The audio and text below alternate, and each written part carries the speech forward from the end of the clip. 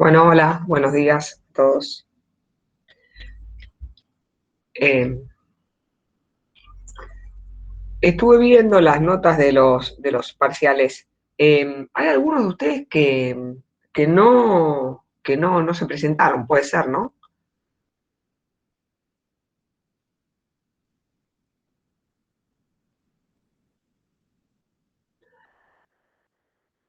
Bueno, no sé si escuchan o no escuchan. Tengo mala conexión de internet, pero bueno. No, profe, se escucha, se escucha. Ah, Sí, Sí, profe, se está escucha. bien. bueno, Escucha. gracias. Quizá, profe, buen día. Quizás no se presentaron gente que no cursa directamente. Desde los que cursamos, calculo que sí, que nos presentamos Yo sí todos. me presenté, va. Sí, no, porque o sea, recién, no tengo muy buena conexión de internet, pero bueno, por ahí me parecía que algunos de los que habitualmente vienen no se habían presentado. De todas maneras, estuve viendo también otros que son bueno, viste ahí, acá apareció uno. Pero también veo que, ¿cómo se llama? O sea, me llamó la atención que eh, bueno, algunos de ustedes que están siempre y que participan, bueno, no les fue muy bien. No sé si les resultó difícil o no el examen. Eh,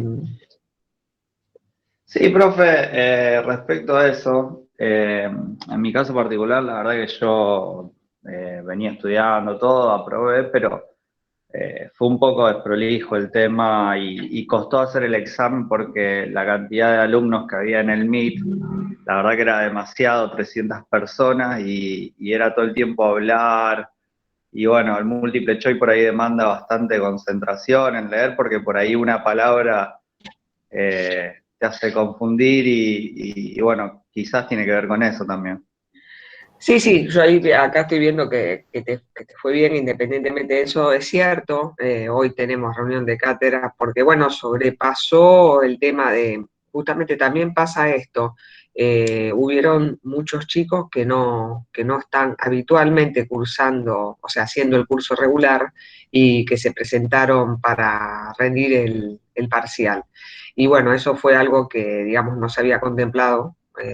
Y y quizás por eso eh, pasó eso de tener el Meet con un montón de gente.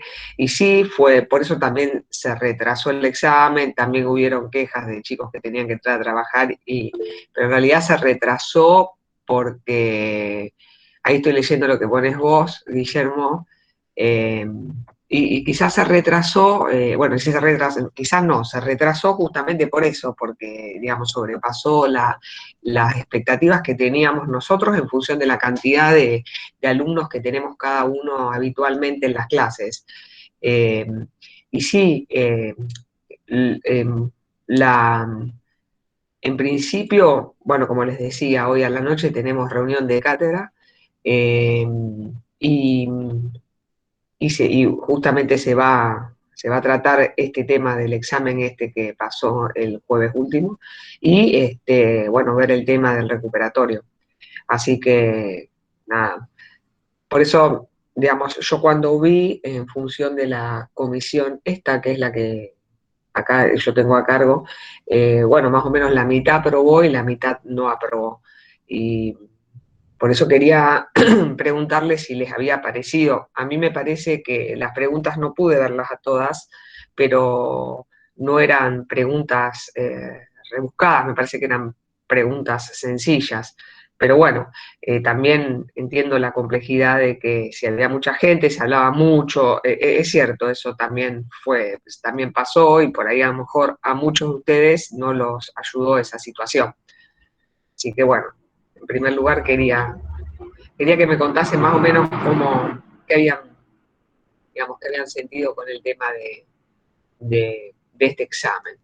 Eh, si era mucha gente, igual nosotros tenemos una limitación porque también somos 8 profesores en Derecho Comercial para una cantidad enorme de alumnos que están inscriptos. Entonces, la verdad es que humanamente se hace lo que se puede con los recursos que se tiene, con lo cual esto no es resguardarse de la responsabilidad, pero pasó eso.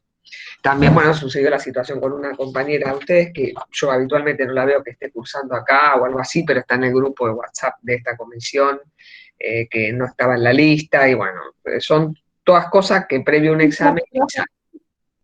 Ahí estás, Carla, hola. Son todas cosas que quizás... Buen día, no te había visto, pero son todas cosas que quizá al momento del examen le jugaron en contra, pero bueno, esperemos que si ahora se van a presentar al recuperatorio les vaya bien. Carla, te aconsejo que trates de ver en la parte de alumnado, a ver si pueden agilizar el tema de las equivalencias del pase de carrera, porque ese fue tu problema. Sí, Entonces, por ya me eso vos... contacté con el que me lo debería estar haciendo, todavía no me contesta y me contacté con alumnado y me dijeron que insista. Así que, bueno, ¿Vos con quién que te contactaste, Carla? con una tal Ivonne. Sí, bueno, Ivonne es la jefa de alumnado, es la persona, la autoridad máxima de alumnado. Eh, bueno, yo, por mi parte, y no como docente, sino como directora de las extensiones áulicas, voy a tratar de ver si puedo en el día de hoy resolver esta situación que te pasó a vos, a ver si se puede agilizar el tema de las equivalencias. De todas formas, como yo te había dicho, el tema de las equivalencias están teniendo un retraso de 6 o 8 meses fácil por toda esta situación de la pandemia. Entonces se van cargando, pero es como que no se está llegando. También hubieron mucha gente aislada en la facultad por COVID y todo lo demás, a pesar de las burbujas y eso. Esto es una situación que, Claro. como saben, nos excede a todos, ¿no? Por supuesto no hace falta ni que entre en ese detalle, pero la verdad es que en lo personal, y yo creo que te lo puse por WhatsApp, lamenté que no hayas podido rendir porque ya no dependía de mí. Viste que las cátedras, bueno, el que decide es el profesor titular de la materia, que es el doctor Fabián Pérez, y además de ser el titular, es el director del departamento jurídico de la facultad, con lo cual yo no tengo una autoridad como para desdecir lo que él disponga, pero más allá de todo eso, en las reglamentaciones, digamos, no, como que no estabas en condiciones de rendirlo porque las reglamentaciones así lo indican. Así que, bueno, me comprometo a ver si puedo, digamos, dentro de mis posibilidades, hoy voy a hablar, tengo que comunicarme por otros temas, a ver si se puede agilizar esto, a ver si vos podés rendir el recuperatorio. Pero no Bueno, fue, lo que yo quería aclararte es que no fue mala voluntad ni de mi parte, ni de parte del titular, ni nada. O sea, es como que están dadas así las normativas y son las limitaciones con las que contamos, que yo sé que no es culpa tuya, porque si vos decís que presentaste todo el 18 de diciembre, pero bueno, es el contexto en el que nos encontramos, que por ahí nos vemos perjudicados, tanto vos como alumna, a nosotros también nos pasa eso habitualmente en la cotidianeidad del trabajo. Y claro. lamentablemente tenemos que lidiar con esto. Eh, y sinceramente, es más, después yo cuando terminamos el examen estuve hablando bastante con el profesor titular y eso, estaba preocupado, pero no, nosotros tenemos una limitación y la limitación es esa justamente, que cada oficina, si bien la facultad es una, cada oficina tiene sus propios ritmos en función de que inclusive, como les dije recién, hubieron un montón de oficinas aisladas por COVID positivo y entonces ni siquiera estaban funcionando de manera virtual. Entonces tenemos esa cosa que por ahí, bueno, ustedes no lo van a ver en la página ni en ningún lado, pero lo saben de la vida misma, que pasa esto. Y eso es lo que está dificultando a veces el giro normal del desarrollo de la actividad de la facultad. Por eso Claro. también les quería aclarar esto porque es importante, si bien ustedes seguramente ya lo saben porque viven acá y no están exentos de nada, pero como para explicarle fundamentalmente cuál fue el tema y que, bueno, yo en el momento que sucedió eso estaba hablando con Víctor, que es el de la escuela, la persona responsable de la escuela de contabilidad, con todo el tema de las equivalencias, se fijó en el guaraní, rápidamente lo hice yo cuando salí un minuto del Meet para ver si había posibilidades de que vos rindieses, y bueno, pasó esto de lo de las equivalencias que ya excedía y no era de fácil resolución. Así que bueno, aclarado esto, no sé si tienen alguna duda acerca de lo del examen o avanzamos. Yo no tengo ninguna duda y le quería decir que muchísimas gracias por toda su voluntad. La verdad es que yo noté que usted en ese momento se comprometió mucho y averiguó. Sí. porque ellos no estaban en la lista. Le quería agradecer por eso, porque yo sola nunca lo hubiera, nunca me hubiera imaginado que era eso. No, claro, por eso, o sea, yo, bueno, como les dije, vieron la función que yo tengo dentro de la gestión de la facultad, bueno, claramente tengo acceso y andamos permanentemente resolviendo cosas de este tipo que te sucedieron a vos con los casi 2.000 alumnos que cursan en las extensiones áulicas. Entonces, por eso me pareció que en vez de seguir la discusión de que llamemos a la agrupación y todo, me silencié y traté de resolverlo, digamos, con la parte de la facultad, porque estamos todos de manera digamos así, virtual, estamos haciendo la mayoría el tema de esto de home office, pero bueno, cualquier cosa que yo pueda tener novedades, te contacto, ni bien tenga alguna respuesta acerca de esto. Bueno, Genial. vamos a empezar con la unidad, si no tienen ninguna pregunta o alguna duda, vamos a seguir en realidad con la unidad 7, que es la de contratos clásicos, los contratos clásicos. Eh, bueno, ustedes ven que en el primer punto habla de compraventa y da el concepto, los caracteres, los derechos y las obligaciones. Y acá decirles que fundamentalmente, si bien ustedes podrían verlo de alguna bibliografía en particular, eh, básicamente en relación al tema de la compraventa, es subsumirse a lo que establece el código, la regulación del Código Civil y Comercial de la Nación.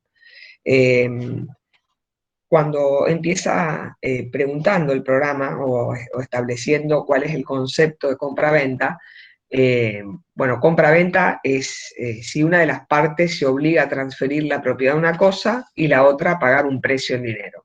Esto está regulado en el artículo 1123 del Código Civil y Comercial, cuando específicamente en el título 4 habla de contratos en particular, capítulo 1, compra-venta. Y ahí es donde nos da la definición. O sea que Profe, disculpe, ¿qué artículo? el artículo 1123. Es decir, Gracias. si usted, no, por nada, si ustedes tienen una pregunta examen en donde le diga compra-venta concepto, directamente y solamente se remiten a lo que establece el artículo 1123 del código, que es, se los leo rápidamente, dice definición, hay compra-venta si una de las partes se obliga a transferir la propiedad de una cosa y la otra a pagar un precio en dinero. Acuérdense que como seguimos cuando vimos el tema de los contratos, cuando empezamos en la unidad 6, cuando hablábamos de contrato, definición, yo les decía que ustedes tienen que tener especial atención cuando lo estudien, que no se habla de personas, sino se habla de partes. Bueno, ustedes ven acá en la compraventa, sigue hablando de partes.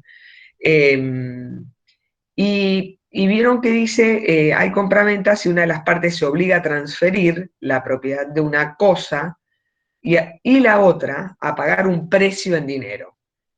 Acá se simplificó lo que establece acerca de compraventa respecto a la codificación anterior, porque anteriormente, antes de la unificación de ambos códigos, se establecía que la persona tenía la obligación de recibir la cosa y, y también se hablaba de recibir un precio cierto en dinero. Pero no los quiero confundir porque eso era la regulación del código anterior.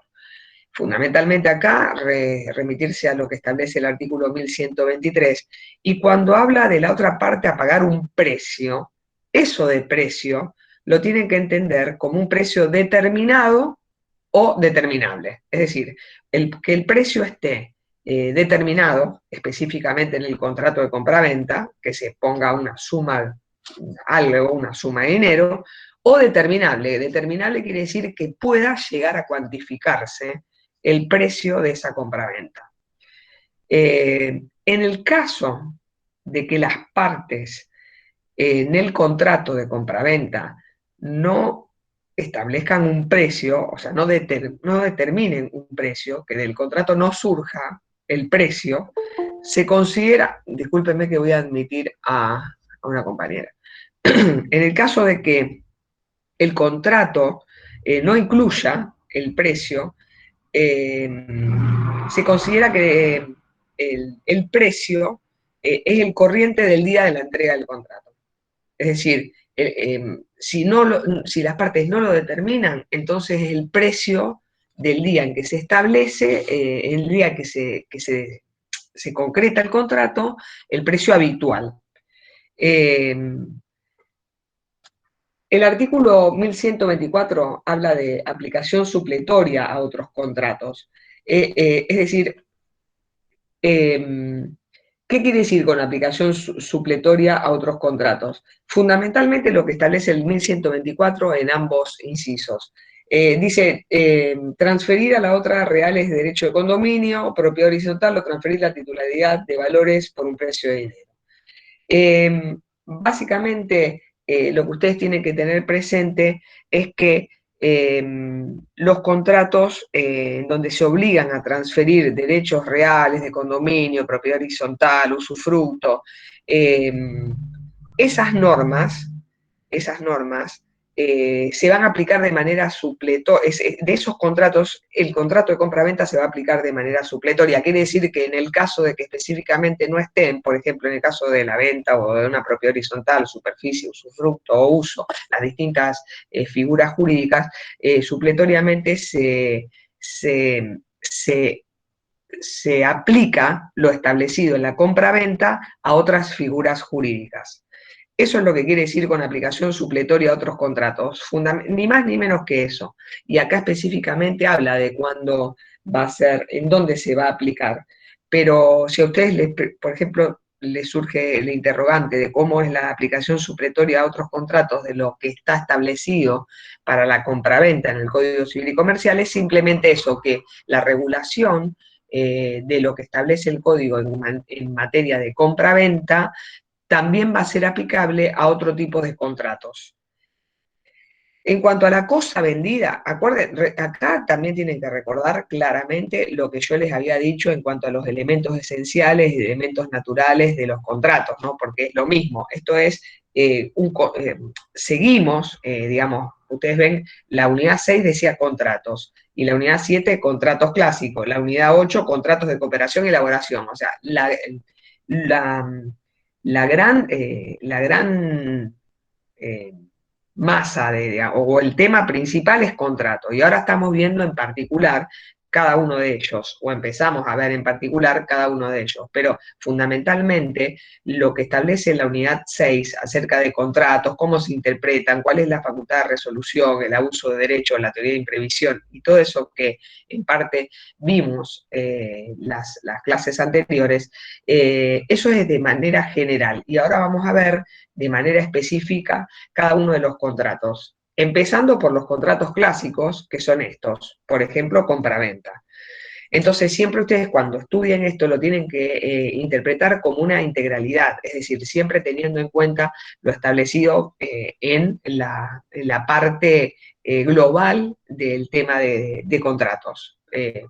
Como ya les decía recién, les vuelvo a reiterar, en cuanto a los elementos esenciales, en cuanto a las formas, en cuanto a cómo se interpretan en caso de duda entre las distintas cláusulas que surjan, bueno, la teoría de la imprevisión o los vicios redivitorios, todo eso también aplica para el contrato de compraventa, el de suministro, el tarjeta de crédito y todo lo demás. No sé si me pude expresar con claridad qué es lo que le quiero significar con esto de que lo tienen que ver como un todo, la unidad 6 como el gran todo, y a partir de ahora de la 7, la 8, y no sé si parte de la 9, no, por la 9 es garantía, no, la 9 también, porque habla de cuenta corriente, mutuo y demás, esas son las partes específicas y los contratos en particular. En cuanto a la cosa vendida, ahora volviendo al tema de compraventa, la cosa vendida, pueden venderse todas las cosas que pueden ser objeto de contratación, hablando de compraventa, ¿no? Y también puede llegar a ser objeto de un contrato de compraventa las cosas futuras, y en el caso de que el contrato de compraventa sea sobre cosas futuras, el contrato se entiende realizado bajo la condición suspensiva de que esa cosa llegue a existir. Es decir, yo puedo hacer una compra-venta sobre cosas futuras, ¿Puedo vender algo que todavía no está? Sí puedo hacerlo. Pero ¿cómo se hace? ¿O cómo queda? ¿Queda perfeccionado en el momento en que yo realizo la compra-venta? Sí, queda perfeccionado, pero bajo la condición suspensiva, es decir, que queda como en stand-by, a que esa cosa exista. Porque si la cosa no existe, bueno, no va a haber contrato porque el objeto no existió. El comprador puede asumir el riesgo de que la cosa no llegue a existir en el caso de que se haga un contrato de compraventa de cosas futuras. Y en ese caso, en el caso de que el comprador asuma el riesgo de que la cosa no llegue a existir, el vendedor va a recibir el precio de todas formas, salvo culpa o dolo expreso de su parte. Es decir, el contrato va a quedar perfeccionado. El comprador va a pagar y el vendedor va a recibir ese precio. Excepto, tienen esta salvedad de que exista culpa o dolo de su parte. Dolo es cuando alguien de manera intencional quiere hacer un daño a otra persona o a otra parte en este caso. O sea, el dolo sería, por ejemplo, en un contrato de compraventa de cosas futuras, cuando el vendedor está realizando ese contrato y sabe que la cosa no va a existir y sabía que no iba a existir y actuó con esa malicia sabiendo que no iba a existir. En ese caso, digamos, excede la órbita de la asunción de riesgo del comprador, porque si se demuestra que hubo dolo o culpa, el contrato queda como no realizado y además el vendedor va a tener que pagar los daños y perjuicios que le ocasionó al comprador ese dolo o esa culpa acerca de esa contratación en particular. Si no me van siguiendo, voy muy rápido, me dicen, por favor. También la venta de cosa ajena puede ser válida, pero el vendedor se obliga a transmitir o hacer transmitir el dominio al comprador. Los bienes ajenos pueden ser objeto de un contrato de compraventa, siempre y cuando, volvemos a lo mismo, ambas partes conozcan esa situación. Y esta parte de la cosa vendida, y cuando hablamos de que uno puede vender una cosa que no sea propia, ustedes se fijan, esto que les estoy diciendo de la cosa vendida está en el artículo, está regulado en el artículo 1132 del Código Civil y Comercial de la Nación. Dice, cosa ajena, la venta de la cosa total o parcialmente ajena es válida en los términos del artículo 1008. Y ustedes no sé si recuerdan los términos del artículo 1008, el artículo 1008, y esperen que lo estoy buscando, ya va a aparecer, el artículo 1008 dice, bienes ajenos, es cuando habla el artículo 1008, vieron que dice acá, esperen que los quiero leer textual, cosa ajena, la venta de la cosa, total o parcialmente ajena, es válida en los términos del artículo 1008. El vendedor se obliga a transmitir o a hacer transmitir su dominio al comprador, en los términos del artículo 1008. Y el artículo 1008 es el que habla acerca del objeto de los contratos. Y dice, en cuanto a los bienes ajenos pueden ser objeto de los contratos. Si el que promete transmitirlos no ha garantizado el éxito de la promesa, si el que promete transmitirlos no ha garantizado el éxito de la promesa, solo está obligado a emplear los medios necesarios para que la prestación se realice y si por culpa el bien no se transmite, debe reparar los daños causados. Acá es lo que yo les comentaba anteriormente. O sea, acá claramente el deudor está asumiendo los riesgos de la operación que conlleva, que el bien no es propio, pero que el acreedor va a hacer su mejor esfuerzo para que esa contratación se lleve adelante y se efectivice. Lo único que libera el caso es que el vendedor actúe con culpa, ¿no? Y sigue diciendo, debe también indemnizarlo cuando ha garantizado la promesa y ésta no se cumpla. El que ha contratado sobre bienes ajenos como propios es responsable de los daños si no hace entrega de ellos. Y acá en parte también, ¿se acuerda cuando yo la clase pasada le hablaba acerca de la garantía de evicción, que es cuando alguien vende algo, pero después aparece una tercera persona que tenía un mejor derecho que el vendedor. Y entonces en ese caso se empieza a hacer toda un tema judicial para tratar de resolver quién es el que tiene el mejor derecho sobre esa cosa que fue objeto de la contratación. Entonces acá, en relación a las cosas vendidas, tener presente que puede ser objeto de un contrato de compraventa, las cosas pueden venderse, las cosas futuras, y también puede llegar a venderse las cosas ajenas, siempre y cuando teniendo estas consideraciones. Fundamentalmente, que el vendedor no actúe con culpa o con dolo.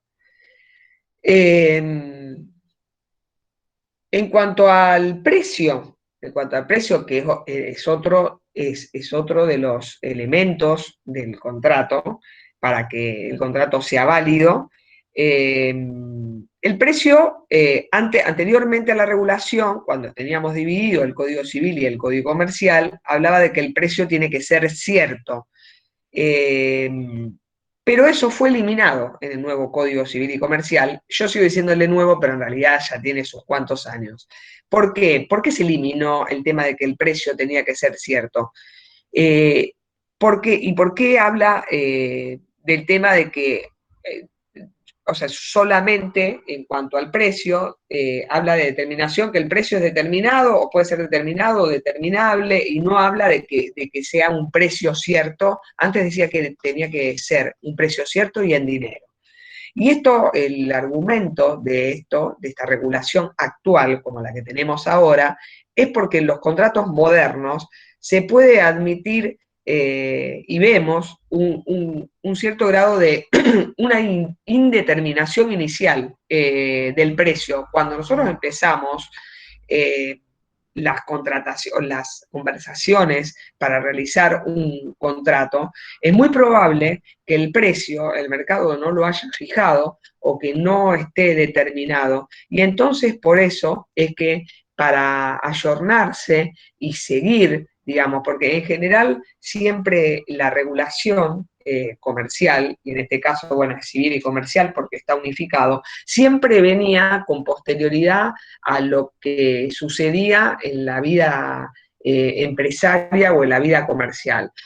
Es decir, no es que las leyes se hacen anteriores a las situaciones, al tráfico mercantil, comercial, bancario y demás. Siempre vienen a subsanar conflictos que no estaban regulados, o sea, como que viene por detrás la ley, excepto la Constitución, y acá con el Código lo que se hizo es, digamos, regular todos esos contratos, y lo vamos a ver cuando veamos los contratos de empresas, que anteriormente eran llamados, y si ustedes, por ejemplo, agarran el libro de Fontana Rosa o algún libro que sea anterior a la regulación, a la sanción del código, lo van a ver como esos contratos innominados. Anteriormente eran contratos innominados. Ahora eso no sucede más porque son contratos que especialmente están regulados en el código. Entonces, cuando el precio lo fija un tercero, cuando el precio lo fija un tercero, ese tercero en general es el juez. El que en general es el juez. Y en caso de la compra-venta de inmuebles, ustedes saben que nosotros en materia comercial no lo vemos, porque nosotros solo estamos con el tema de las cosas muebles. En el caso de la venta, hablando del precio de la venta de inmuebles, podemos decir que cuando el precio no estuviese fijado en dinero por unidad de medida de la superficie, por ejemplo, que cuando la diferencia sea más del 5% de lo acordado, establece la ley, ¿no? En el juego de los artículos 1135 y 1136. El vendedor o comprador puede pedir un reajuste del precio. Pero esto a mí me parece que no quiero detenerme más, porque yo creo que del estudio, tengo el convencimiento de que no les va a traer mayor inconvenientes cuando ustedes vean lo que establece el Código Civil y Comercial en materia de compra-venta. Porque no creo que ustedes tengan que ampliar específicamente estas partes, simplemente es mi opinión personal. Bueno, en cuanto al pago del precio, el comprador debe pagar el precio de la cosa que adquirió en el lugar y en el tiempo convenido. Y si nada se pacta, se entiende, o sea, si no hay una cláusula específica acerca del precio, de cómo está compuesto el precio o de qué manera se va a pagar, el código entiende que la venta es de contado. Y si las cosas, esto que les dije recién, a ver, si no me equivoco, es el artículo 1141. Sí, el inciso A del artículo 1141, cuando habla acerca de las obligaciones del comprador, dice, son obligaciones del comprador, inciso A, pagar el precio en el lugar y tiempos convenidos. Si nada se pacta, se entiende que la venta es de contado. Y bueno, acá lo pone como obligaciones del comprador, pero no está en... Vieron que yo les dije que en la regulación anterior de compra-venta sacaron, en cuanto al concepto de compra-venta, el tema de recibir la cosa, pero está acá en las obligaciones del comprador establecido, que es el inciso B. En las obligaciones del comprador es recibir las cosas y los documentos vinculados al contrato. Esta obligación de recibir consiste en realizar todos los actos que razonablemente cabe esperar que el comprador, para que el vendedor pueda efectuar la entrega y hacerse cargo de la cosa. Y el último inciso dice pagar los gastos de recibo, incluidos los del testimonio de la escritura pública y los demás posteriores de la venta. Y bueno, acá también tienen una regulación acerca del precio, que el precio fijado por peso y todo lo demás.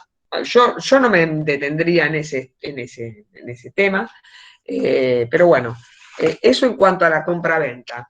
En cuanto a la tradición real o simbólica, que es lo que nos pide el, el programa, porque estoy media trabada. La tradición real o simbólica, la tradición es cuando se le transmite a la otra persona la cosa objeto del contrato.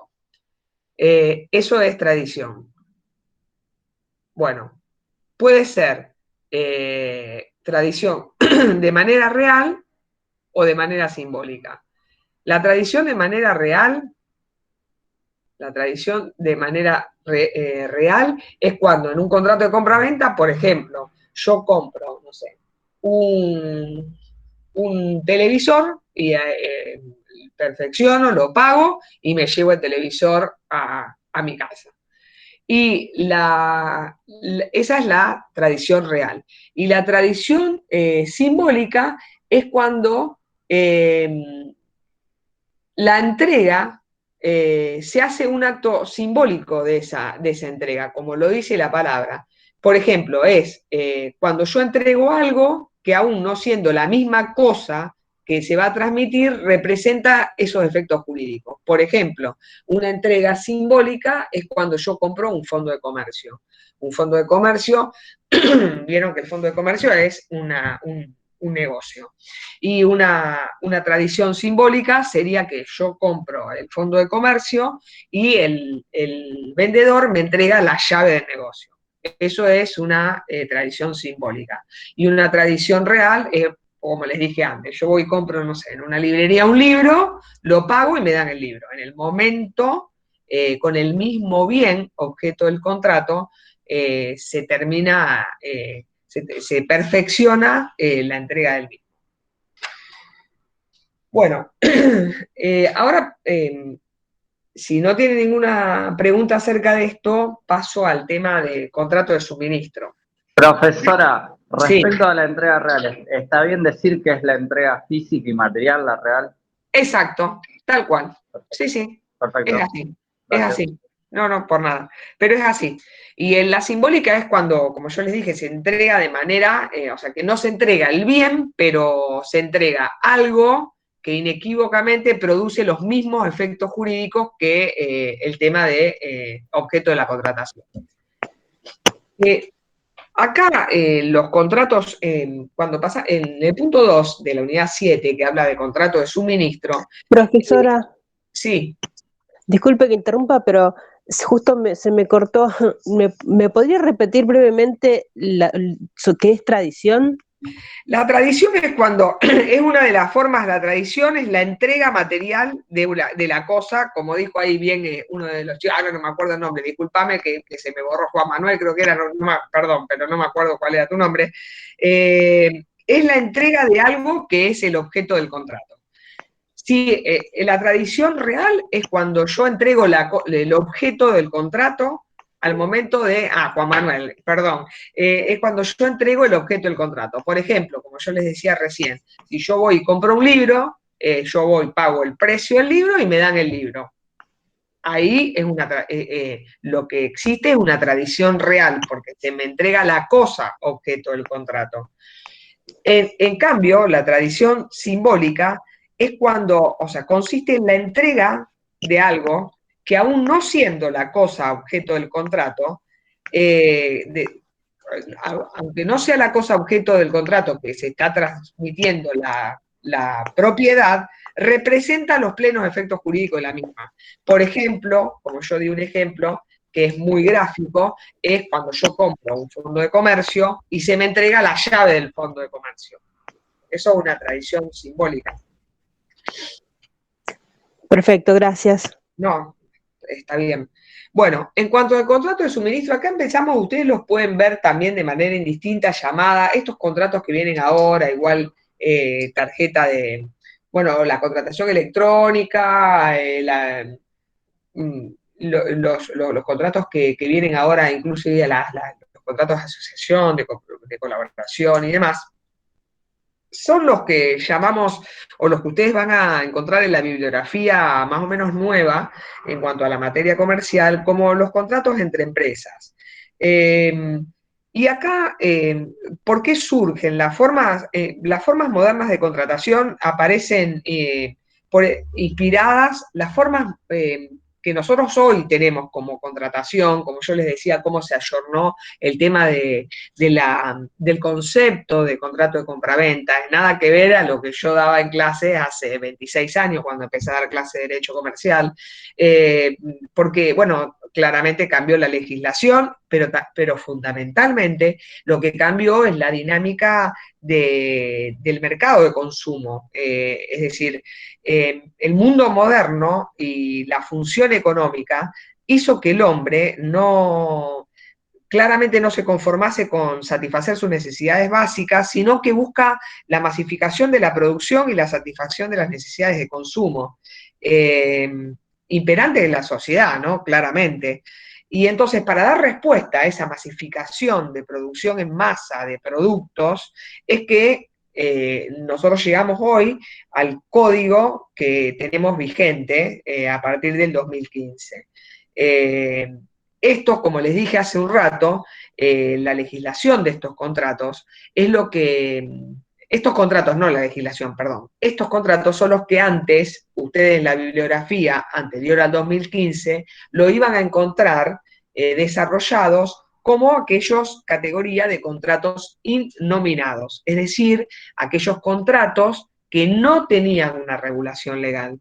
Entonces, básicamente lo que pasaba era que se los categorizaba, la doctrina los ponía como contratos innominados y supletoriamente, es decir, de manera supletoria es cuando, si yo no tengo algo para regular eso, utilizo otra norma similar y la aplico a ese caso.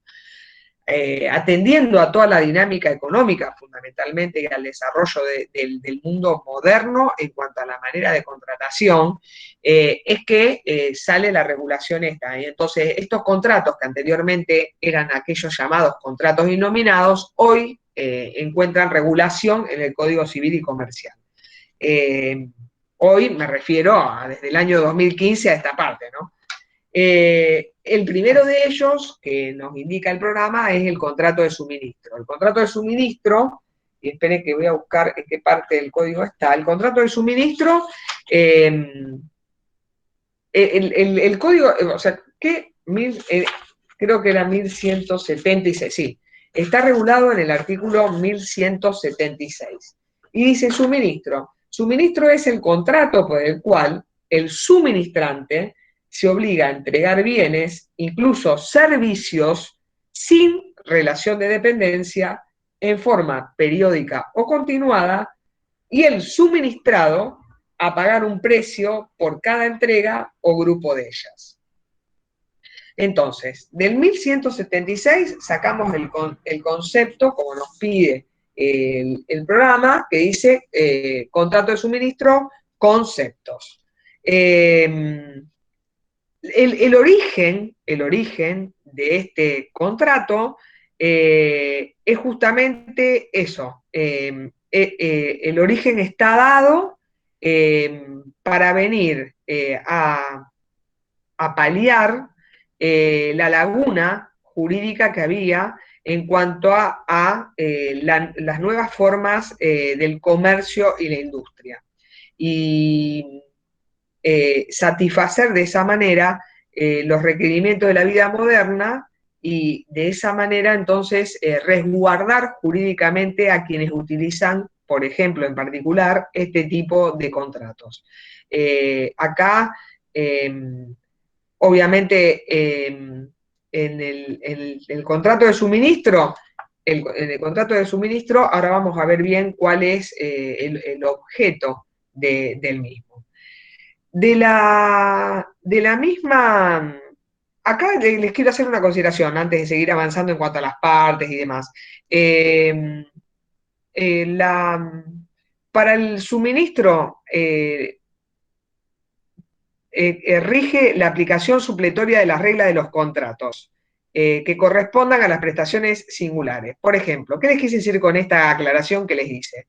Si un contrato de suministro tiene por objeto la entrega periódica de mercaderías, por ejemplo, podría ser, o la prestación de un servicio, se le va a aplicar supletoriamente las reglas de la compra-venta o de la locación de servicio. Y si el objeto, por ejemplo, de la utilización es la utilización de un bien, se le va a aplicar supletoriamente al contrato de suministro las reglas de locación. No sé si medio les hice lío, pero lo que les quería significar con esta aclaración, que me parecía importante que ustedes la tuviesen presente, es que si bien el contrato de suministro es un contrato nominado, y al ser un contrato nominado significa que tiene una regulación específica en el Código Civil y Comercial de la Nación, también establecen, y nosotros debemos entender, que en caso de laguna, en la regulación específica de contrato de suministro, tenemos que entender que se aplican a esos contratos de suministro en donde haya algún tipo de laguna en la regulación del mismo, que para el caso de los contratos de suministro que tienen por objeto la entrega de mercadería o la prestación de un servicio, se le va a aplicar lo que está regulado para la compra-venta. O, por ejemplo, si es el contrato de suministro, es el objeto del contrato de suministro es la utilización de un bien, y hubiese algún bache dentro de lo que se establece por contrato de suministro, vamos a tener que ir a ver lo que establece el Código Civil y Comercial de la Nación en materia de locación. Eso es lo que les quería significar en cuanto a la aplicación supletoria. Profe, Sí. una consulta. La diferencia entre el contrato de suministro y el contrato de consumo es que el contrato de consumo es para consumidor final. Claro, bueno, ahora lo vamos a ver más adelante en el desarrollo de los distintos tipos de contratos, surge solo. Bueno, en cuanto a si les hice lío me avisan, porque yo a veces por ahí me enredo en querer tratar de ser clara y a veces me parece que no lo soy y por eso cualquier cosa avísenme. Bueno, bárbaro. En cuanto a las partes, siguiendo más o menos tratando de seguir el orden que nos indica, digamos, el desarrollo de cada uno de estos contratos, las partes vieron que surge del concepto, está por un lado el suministrante. hay dos partes en el contrato de suministro. Una es el suministrante. ¿Quién es el suministrante? Es quien cumple el rol de abastecer. Es quien cumple el rol de abastecer.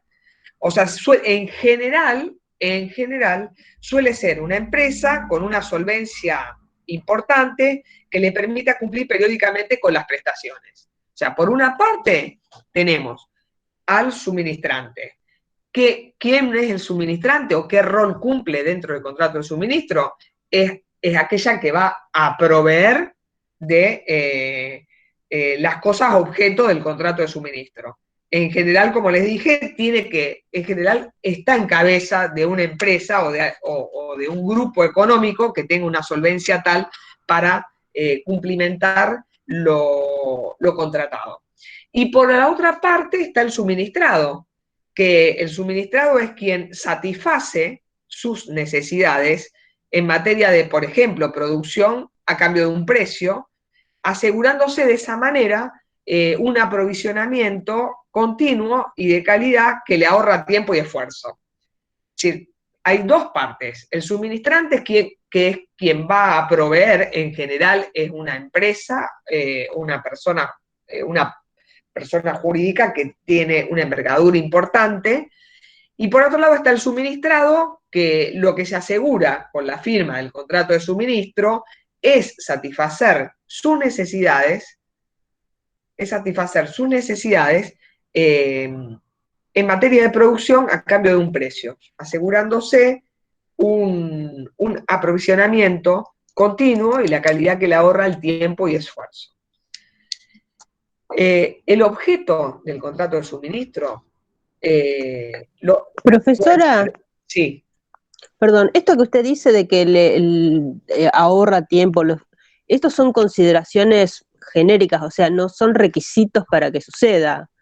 No, en realidad es porque, por ejemplo, ustedes podrían surgir el interrogante, o le podrían decir, bueno, a ver, ¿cuál es el objeto para la parte suministrada de firmar un contrato de suministro? ¿O cuál es el fin o cuál es el beneficio en el contrato de suministro para el suministrado? Por ejemplo, podría ser una pregunta.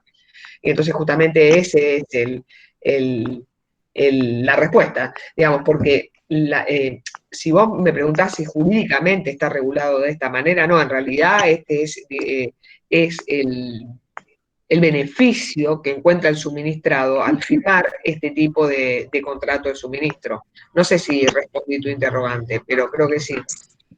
No, si yo me preguntaba simplemente por qué siempre hay malos negocios, gente que firma contratos que no corresponden, que les sale algo que le termina saliendo más caro, eso no hace que el contrato no sea válido. No, por supuesto. No. Perfecto. No, pero por eso, y en general siempre en los contratos, y acá cabe lo que dijimos en la unidad 6 y demás, tiene que existir la buena fe. Y en el caso de que no haya la buena fe, y la buena fe viene de la mano de que no tiene que haber dolo, culpa o error para contratar. En el caso que se demuestre eso, que sería más o menos, creo que entiendo lo que vos me estás preguntando, en ese caso el contrato sería como no válido porque no se actuó con buena fe y una de las partes contrató, digamos, pensando en función del dolo o de la culpa de la otra parte. Claro, no, siempre, en un contrato siempre que haya dolo, siempre se entiende que algún tipo de cosa hay, pero no, yo me preguntaba simplemente una persona que hizo mal negocio en el sentido de que no averiguó los precios bien, entonces en vez de cobrar, en vez de contratar con el más barato, contrató con uno que al final le termina saliendo más caro. Pero eso, el que haya hecho un mal negocio, siempre que no haya mala fe, no quiere decir que no sea un contrato de suministro, simplemente un mal negocio. Un mal negocio. Simplemente un mal negocio. Sí, ahí entendí lo que vos me estabas preguntando. Sí, simplemente un mal negocio. No, eso no es digamos, un requisito para invalidar la existencia de un contrato de suministro. Se supone que la persona que realiza un contrato de suministro, hablando del suministrado, previamente hizo, o debería haber hecho, un estudio del mercado para ver quién era el que le podía proveer de esos bienes o esos servicios de manera continua, para después no estar haciendo una contratación en particular y eso le demandaría más tiempo para el desarrollo comercial, y se supone que ya hizo un estudio en cuanto al precio-calidad y si él firmó y como vos bien dijiste, no hay ni error, ni dolor, ni violencia, ni fraude o simulación, el contrato es válido y solo hizo un mal negocio. En cuanto al objeto del contrato de suministro, los bienes o servicios que el suministrante se obliga a proporcionar al suministrado en forma periódica constituyen el objeto del contrato. O sea, como objeto del contrato son esos bienes o esos servicios que el suministrante le va a proveer al suministrado. Siendo el deber del suministrante otorgar de estos efectos el buen funcionamiento y las condiciones de calidad. Y acá era la aclaración un poco que te había hecho recién en relación a esto de un mal negocio o buen negocio. O sea, el objeto del contrato es la provisión por parte del suministrante al suministrado de bienes o servicios objeto del contrato de suministro. Y el deber del suministrante en cuanto al objeto es otorgarle al suministrado aquellos bienes o la prestación de aquellos servicios que tengan buen funcionamiento y que sean de calidad de acuerdo al contrato celebrado. En cuanto a la cantidad de bienes, hay una consideración que cuando las partes no convengan, puede suceder que al momento de firmar un contrato de suministro, las partes no convinieron en forma específica la cantidad de bienes que van a ser dados en suministro. Puede suceder que pase eso. Entonces el contrato, en el caso que las partes no hubiesen en forma específica determinada la cantidad de bienes, el contrato se va a entender celebrado, establece el código, se va a entender celebrado según las necesidades normales del suministrado al tiempo de celebrarse el contrato. Es decir, si no se determinó qué cantidad de bienes el suministrante va a proveerle al suministrado, se va a tener en cuenta la cantidad de bienes o la prestación de los servicios que necesitaba el suministrado al momento de celebrar el contrato de suministro. Es una forma de paliar lo que las partes no hubiesen acordado, que puede ser porque se les pasó o porque el mismo giro y la rapidez comercial les demandó realizar el contrato y obviaron determinar qué cantidad de bienes iba a ser objeto de ese contrato. Y si en realidad se convinieron cantidades máximas y mínimas, el suministrado tiene derecho a determinar la cantidad en cada oportunidad que corresponda dentro de esos límites. Es decir, porque puede suceder también que en el contrato de suministro las partes acuerden cantidades mínimas y cantidades máximas para que el suministrante tiene que proveerle al suministrado. En ese caso, que se hubiesen establecido un límite de cantidades mínimas y cantidades máximas, el suministrado puede, cada vez que va a recibir el suministro, determinar qué cantidad dentro de esas quiere recibir. Y si hay imposibilidad de cumplir las cantidades a entregar, en cada periodo, el suministrante debe darle aviso al suministrado con una anticipación razonable para permitirle adecuar el sistema operativo y continuar desarrollando eficientemente la actividad. Y esto no perjudica de lo que se pacte específicamente en el contrato, porque puede suceder que el suministrante no haya meses en donde no tenga la posibilidad de efectivizar la entrega de la cosa objeto del contrato de suministro. En ese caso, la ley le exige al suministrante que con un tiempo razonable, con una anticipación razonable, le diga al suministrado que no va a poder proveerle de X cantidad de cosas. ¿Para qué? Para que de esa manera el suministrado pueda seguir su giro comercial de la mejor manera que pueda desarrollarlo, teniendo en cuenta que no va a recibir la cosa objeto del contrato de suministro. En cuanto a la función económica del contrato de suministro, este contrato es una cooperación, lo que supone es una cooperación entre las partes de carácter permanente. ¿Por qué? Porque por un lado, el suministrante el suministrante que por un lado se asegura la venta periódica de una cantidad determinada de productos ahorrándose costos adicionales. Ya sabe el suministrante que todos los meses va a vender tantas cosas porque previamente se pautó en un contrato de suministro. Y el suministrado evita los inconvenientes de que le generaría estar permanentemente en busca de productos que se adecúen a las necesidades de la producción y la disponibilidad económica que tenga su giro comercial. Y puede continuar los negocios sin esas interrupciones. O sea, básicamente la función económica que tiene el contrato de suministro es agilizar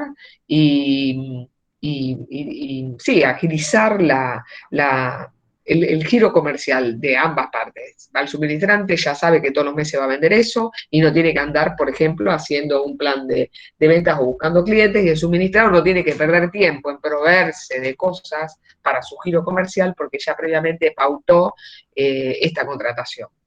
En cuanto a la duración que tiene, acá tienen que leerlo, a ver, el artículo 1183 del código habla que si la duración del suministro no fue pautada expresamente en el contrato, se presume que se hizo por tiempo indeterminado. Es decir, si las partes al momento de celebrar el contrato de suministro no establecieron un plazo, por ejemplo, no sé, fulanito me va a proveer de X cosas hasta el 31 de diciembre del 2021. Si de esa manera no se planteó y solamente se acordaron los términos de los bienes o los servicios a objeto del contrato y se acordaron las condiciones de entrega, se acordó el precio, pero no se acordó la duración, el código presume que ha sido celebrado ese contrato de suministro por tiempo indeterminado, por lo que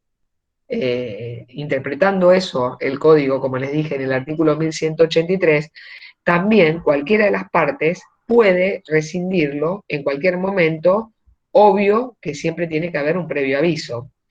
Es decir, esto nos da la pauta que el contrato de suministro es un contrato de larga duración, lo que constituye la nota más característica.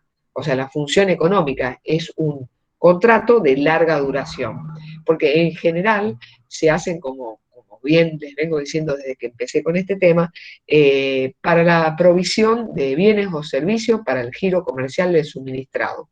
Entonces, siempre va a haber esta provisión de cosas. Por ejemplo, no sé, siempre va a estar presente y no van a tener que hacer una contratación específica cada vez que yo necesite algún insumo en la prestación de un servicio. Entonces, en general, son contratos que agilizan la función económica de ambas partes y que son contratos de larga duración. Recordar que si no las partes no se pusieron de acuerdo en un plazo, se entiende que el mismo es con plazo indeterminado. Que sea con plazo indeterminado significa que nunca lo puedo terminar. No, lo que significa que si un contrato de suministro es por plazo indeterminado, significa que alguna de las partes puede rescindirlo siempre y cuando opere el previo aviso. En cuanto al previo aviso, que les acabo de decir, obviamente que en primer lugar se va a ver si las partes en algún momento acordaron algo dentro de la cláusula del contrato de suministro. Seguramente que no, entonces se va a tener que acatar el plazo de 60 días. O sea, yo 60 días antes, suministrado o suministrante, tengo que decir, no te quiero proveer más de esta cosa o no quiero recibir más la provisión de tales cosas o la prestación de tales servicios. Entonces, si no se estipuló nada al respecto del preaviso, también puede llegar a regirse lo de los usos y las costumbres en cuanto al objeto del mismo.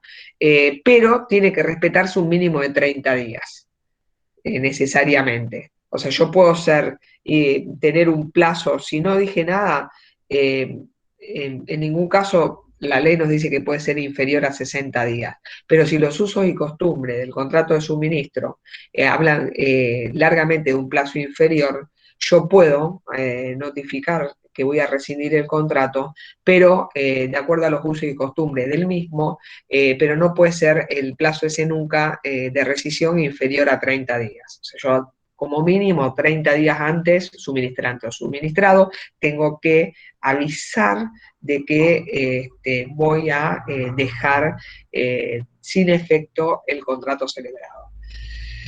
Y el artículo 1182 nos habla del pacto de preferencia. Y esto de pacto de preferencia es que otorga la posibilidad de que una vez vencido el plazo que hubiesen acordado las partes, en el caso que supuestamente estamos hablando de que las partes acordaron un plazo, el suministro se renueva por como máximo 3 años más, mediante el uso por una de las partes del pacto de preferencia. ¿Qué quiere decir esto? Quiere decir que una de las partes se obliga a dar preferencia a la otra en la celebración de un contrato sucesivo relativo al mismo o al similar objeto, salvo que, por ejemplo, el suministrante y el suministrado hayan pactado un mecanismo especial. La utilización del pacto de preferencia debe seguir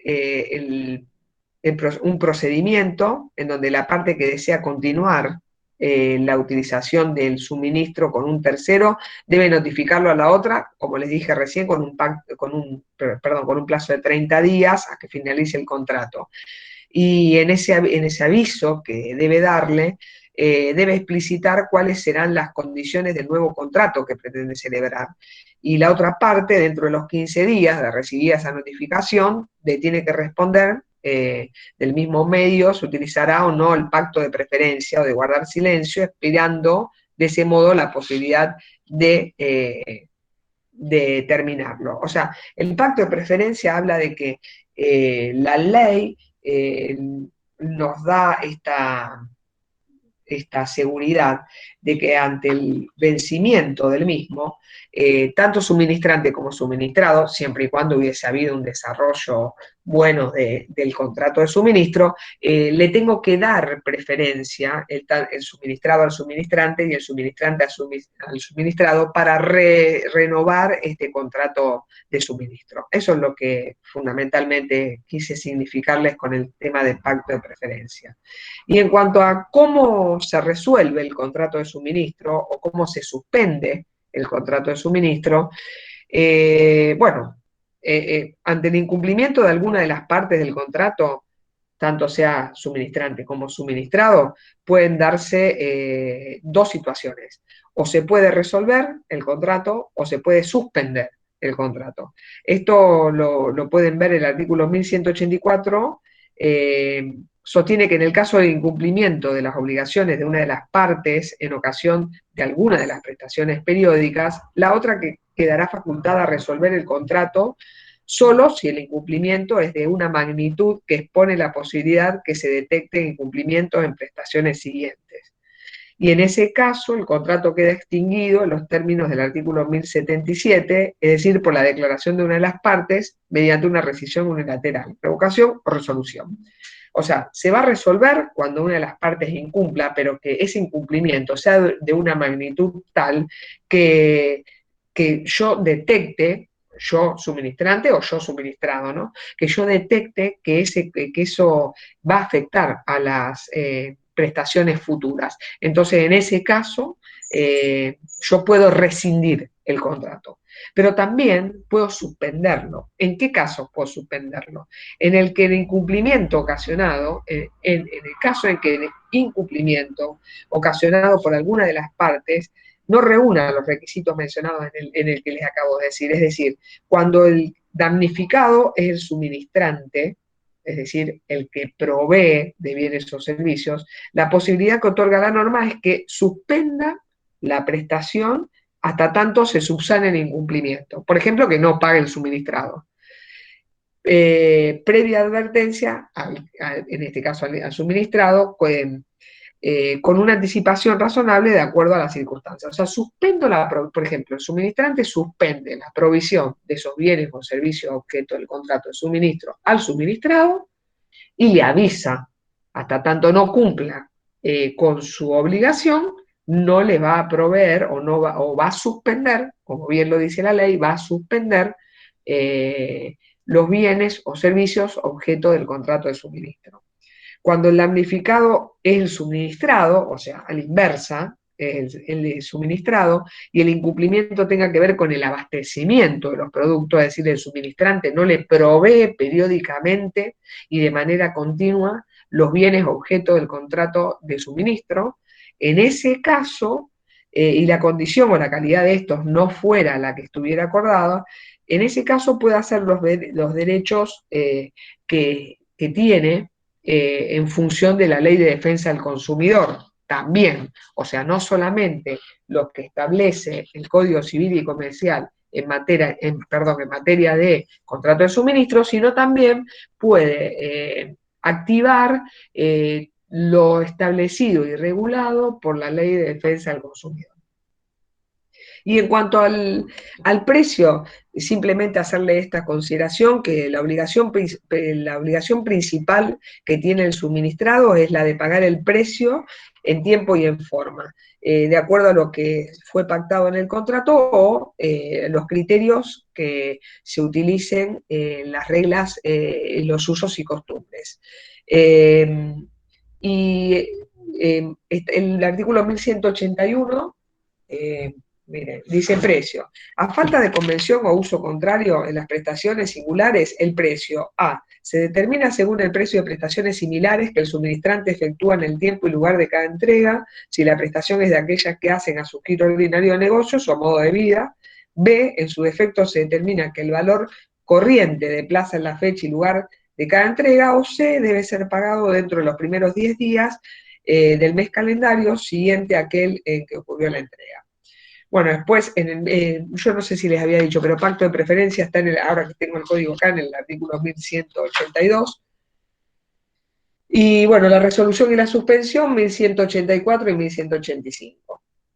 Bueno, no sé si tienen alguna duda acerca de esto, quedaríamos acá y la clase siguiente seguiríamos con el desarrollo de estos contratos, de los contratos clásicos.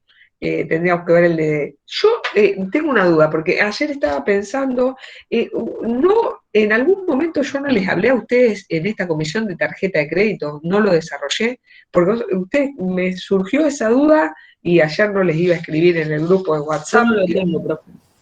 No, profe, no hablo del contrato de tarjeta de crédito. Bueno, no, Yo por tampoco eso lo tengo.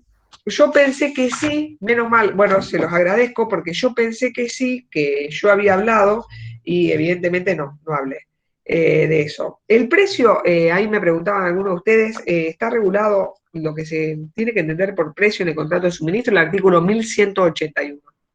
Ahí entendemos lo que, o sea, está la regulación del precio. Pero este contrato, o sea, no merece más.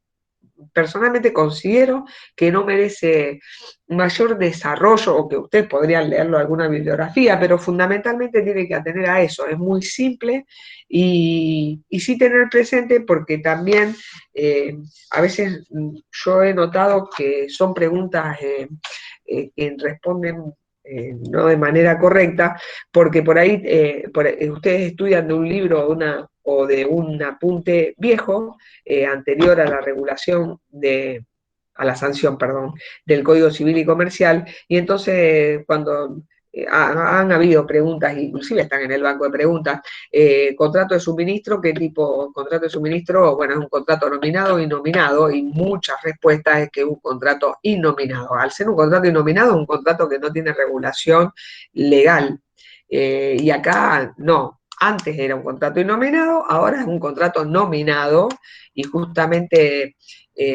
por ahí no digo que sean preguntas capciosas, pero son preguntas para ver si realmente ustedes están estudiando de la bibliografía correcta, o por lo menos tienen las cosas actualizadas.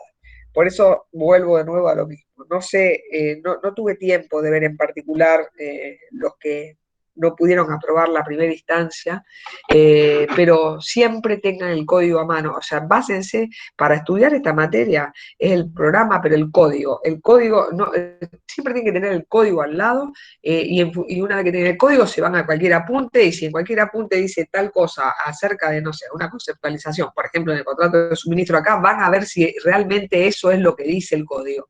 No es necesario, ustedes lo habrán visto, no es necesario que ustedes digan número de leyes o número o artículos del código, sino el contenido.